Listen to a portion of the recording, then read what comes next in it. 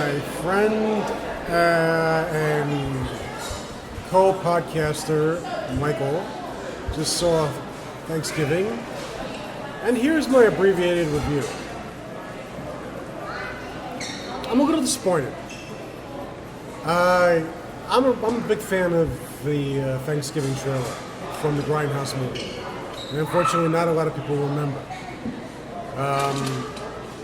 It was part of the Grindhouse, like I said, it was part of the Grindhouse movie, and the whole point of the trailers in that movie and those two films that comprised of that movie was to evoke a different era when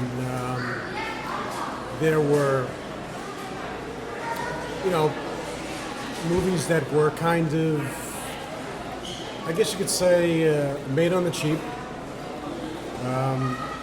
and very exploitive. I guess you can call them the exploitation genre type movies. That included various genres, including this, which is horror. And I think now, how many years has it been since Grindhouse? 2007, Mike? Did you say, yeah, 2007? Yeah, it's 2023. I hate to say it, but Sony, I guess, picking this up after it was done on the Sony TriStar, as opposed to Miramax Dimension, which the original Grindhouse movie was done under. You could definitely see there's a studio influence this time around. One of the things that disappointed me the most about this, I'm not saying that I totally hate the film, by the way. I like the film, but I can't say I love the film. One of the things that disappointed me the most about this is that, and I guess it's because of corporate influence and the passage of time, is that I think the studio, maybe I want to do some research on this and find out if Eli Roth actually fought the studio to basically make it look like it was a real Grindhouse movie from the 70s, the 80s, What happened with those movies, they were drive-in movies or whatever, there was usually a few prints. They were made really on the cheap, so they only made a few prints, and they went from, theater to theater, basically across the United States, and they used the same print. It was done over and over and over, so the film became distressed and very it was almost like the film was on every viewing after a lot of viewings kind of was I would say being destroyed. Or it was like not being destroyed, deteriorating. So I really wish that the movie was shot kind of like that, a little bit. This, I guess you could say, it was more done like a Hollywood film that you've seen like many times before, as far as visually how it looked. It was clean. You could tell it was shot digitally and on digital film and all that. And I don't know. It's kind of a typical story when you think about it. I think the most original thing, and this is what was kind of cool about the original trailer, was the killer in himself, the type of killer he was. It was basically based on a pilgrim named John Carver, because it takes place in Plymouth, Massachusetts, and it focuses all around his time. The movie did start very interestingly with I guess they were spoofing, if not kind of doing a commentary on commercialism and Black Friday sales, at a store like Best Buy, some big box store, that type of thing. And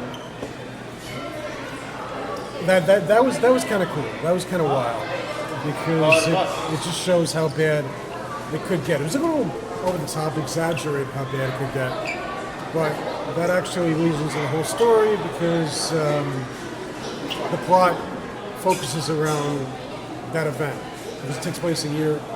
The main story takes place a year later after that because chaos really ensued during that Black Friday event. And to say the least, it's probably your worst nightmare as far as what Black Friday would turn into if you're shopping. And it kind of turned into a little bit of a generic story, like you have the high school kids. Some people, I guess this generation would say it's an homage to Scream, but not really, more of an homage to 80s,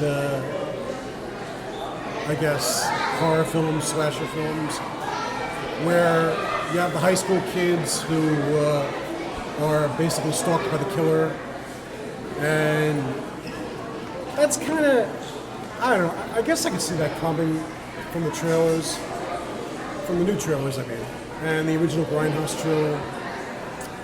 But still, I don't know, they were kind of some, as horrible as to say, with everything that's going on in the world right now, I guess, I don't know what I would phrase it. There were some cool kills, or whatever. As far as the Black Friday thing goes, I don't think one of our friends is going to be too happy about one of the victims. He's a big fan of one of the victims, one of the actors in the film, who I told him was in the film or whatever, that he may want to see it. Encourage him to see the film. Our podcasting co-host, as a matter of fact. But I don't know. It kind of, for the most part, devolved into a generic slasher. There are a few cool things about it. I was a bit worried about it being woke, seeing the cast. But then I thought about the 80s and the 90s films and how, as far as the cast goes, how diverse the cast could be. Yeah, and I don't think it delved that much into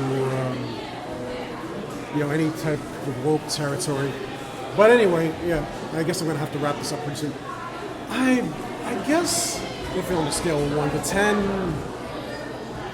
I'd have to give this at the most maybe a 6 or a 7. Because the story you've seen before, the ending. There was a twist at the end I didn't see coming personally until the end. And they really make it evident before the climax of the film who the killer is going to be, the main killer. I'm still not clear whether or not I guess he had helpers too.